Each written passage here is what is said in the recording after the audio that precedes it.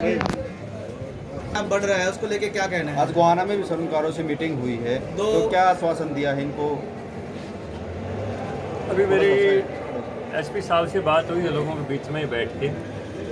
माननीय सीएम साहब से भी मैंने फ़ोन मिलाया, वो मीटिंग में व्यस्त हैं, उनसे भी हम बात करेंगे। तो इस तरह की घटनाएं होना वास्तव में एक चिंता का विषय है।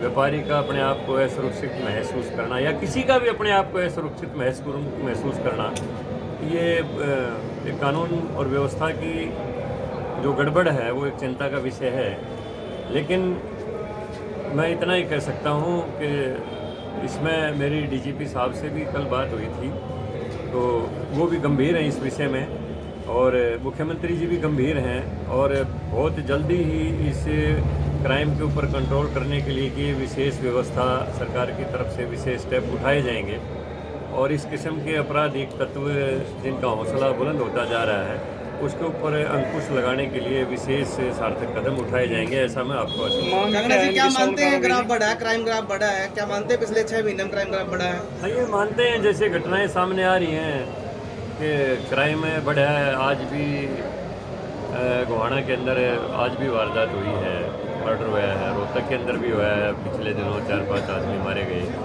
तो इस किस्म के अपराधियों के हौसले बुलंद होना ही एक चिंता का विषय है, लेकिन इसमें बहुत ही जल्दी इसको कंट्रोल करने के लिए सार्थक प्रयास किए जाएंगे। जंगला साहब, जिस तरह से किसान लगातार बैठे हुए हैं, 100 दिन हो चुके हैं, क्या मानते हैं? इस तरह बात वार्ता पहले भी हुई थी, अब उन्होंने पूरे 1 महीने की रणनीति बनाई है, गर्मी में आगे रोड जाम, केएमपी जाम, तो अब क्या रहेगा? सरकार की तरफ से क्या मानते हैं, क्या कहना है? देखिए, सरकार ने बाकायदा बार बार किसानों से, उनके प्रतिनिधि मंडलों से बात की है, और कृषि विधेयक के बारे में विस्तार से उनको समझाया गया है कि उसमें कहीं भी किसानों के हित के खिलाफ कोई स्टेप नहीं सरकार उठा रही है। और मोदी सरकार तो किसानों के खिलाफ क्या, किसी के खिलाफ भी गवर्नमेंट ऑफ इंडिया क्यों कदम उठाएगी?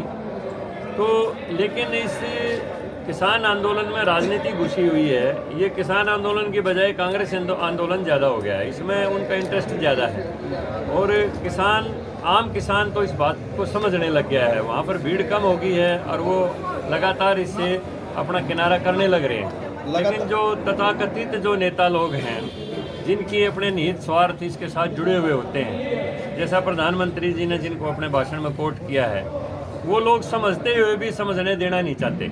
वो सारी स्थिति को समझते हैं कि कहीं भी कृषि विधेयक में किसानों के खिलाफ कुछ नहीं है, लेकिन उसके बावजूद भी एक अंदर की एक भावना ये है कि किसी न किसी तरीके से प्रधानमंत्री की छवि को धूमिल किया जाए, और यही एक मौका है कि बूढ़े किसानों के कंधे के ऊपर बंदूक रख के और नरेंद्र मोदी जी की इमेज को डाउन किया जाए। लेकिन किसान की ये बात समझ में आ गई है, कांग्रेस की समझ में आने वाली है नहीं, कम्युनिस्टों की समझ में आने वाली नहीं है। जिस दिन किसान इस बात को समझ जाएगा कि तुम्हारे कंधों का गलत प्रयोग किया जा रहा है, उसी दिन ये आंदोलन अपने आप समाप्त हो जाएगा। सर, प्रदेश में लगातार पेट्रोल डीजल के भाव बढ़ रहे हैं। देखिए, पेट्रोल डीजल का भाव जो है अंतर्राष्ट्रीय स्तर पर जो क्रूड के मूल्य होते हैं उनके ऊपर तय होता है, और ये ऐसा पहली बार नहीं हुआ है। जैसे जैसे कच्चे तेल के भाव विश्व में बढ़े हैं, तो सब जगह तेल की कीमतें बढ़ी हैं, पेट्रोलियम पदार्थों की कीमतें बढ़ी हैं। जैसे डाउन होते हैं तो डाउन भी आ जाती हैं।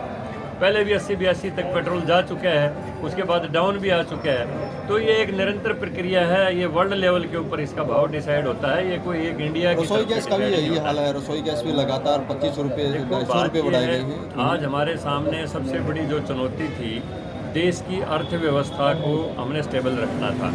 अगर वो चरमरा जाती तो देश की अर्थव्यवस्था चरमराने का मतलब है कि हम विश्व रंगमंच के ऊपर डाउन हो जाते हैं। इसलिए कुछ लोगों की सब्सिडी कम करके, कुछ चीज़ों की कीमतें बढ़ा के अगर अर्थव्यवस्था को काबू किया जाता है और हम एक वैश्विक स्तर के ऊपर हमारी अपने एग्जिस्टेंस को सही रखते हैं, तो वो कोई बहुत ज़्यादा मूल्य नहीं चुकाते हम। इस किस्म के लिए आपात के लिए हमें भी तैयार रहना चाहिए, जनता को भी तैयार रहना चाहिए। व्यापारी का लोन सस्ता और गरीब आदमी के लिए हर चीज़ महंगी, ये कहाँ की वो नहीं, कौन सी चीज़?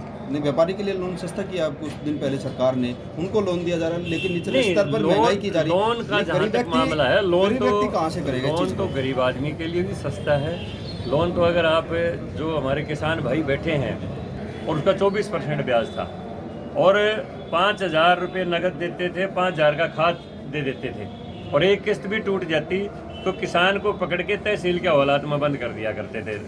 थाने की हवालात अलग थी, वो अन्य अपराधियों के लिए थी। उनके लिए हबीस कॉर्पस एक्ट भी था, बंदी प्रत्यक्षीकरण कानून, 24 घंटे में उसको पेश करना पड़ता था अदालत में। लेकिन बेचारा किसान तो अगर 500 रुपये की किस्त टूट गई और 500 रुपये नहीं भरेगे तो चाहे 42 दिन उसमें बैठा रहता तहसील के हवालात में। कांगड़ा साहब, बजट- इतने बुरे कानून थे कांग्रेस के समय में। आज बीजेपी के समय में तो अटल बिहारी वाजपेयी आए, किसान क्रेडिट कार्ड बनाए, 24% ब्याज को घटा के 7% किया, और आज अगर कोई किसान समय के ऊपर किस्त भरता है तो उसका 4% ब्याज सब्सिडी देती है सरकार।